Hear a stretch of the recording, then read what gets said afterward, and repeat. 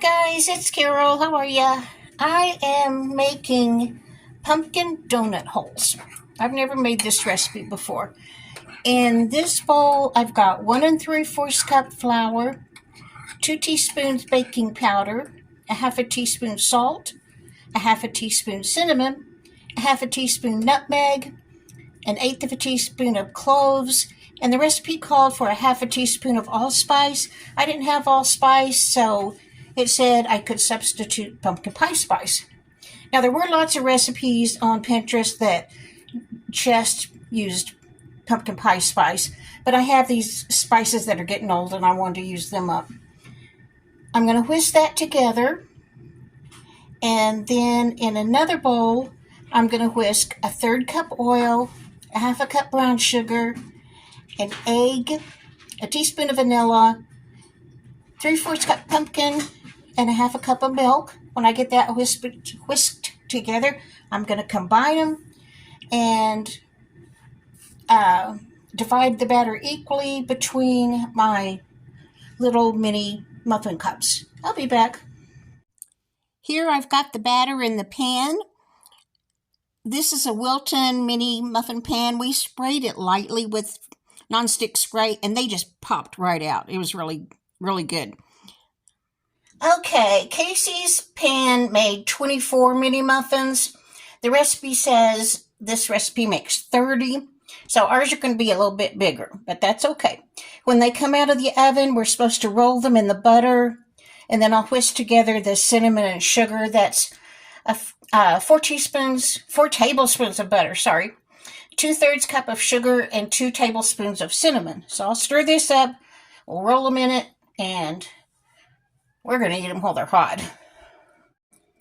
I know I measured everything correctly, and I checked the recipe twice to make sure it said 2/3 cup sugar and 2 tablespoons of cinnamon, but that looks like too much cinnamon to the amount of sugar.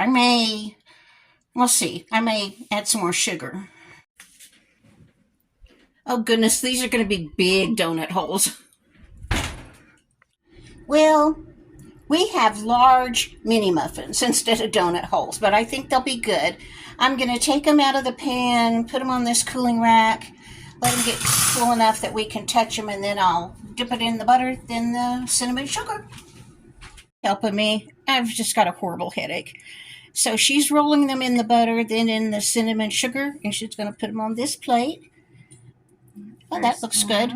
They came out of the pan real easy. Almost, but then a couple crumbled. I think I should have let them cool a little longer because one was a little bit of a mess. Casey tasted one that crumbled and she didn't think it had enough sugar. So I'm hoping this on the outside compensates for that. Mm-hmm. That's a mess. We'll have to eat some of these with a spoon. We tasted one and it was definitely an overload of cinnamon for us.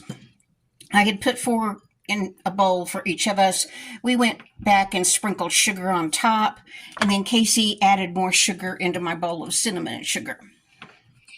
Oh my goodness, I thought these were delicious.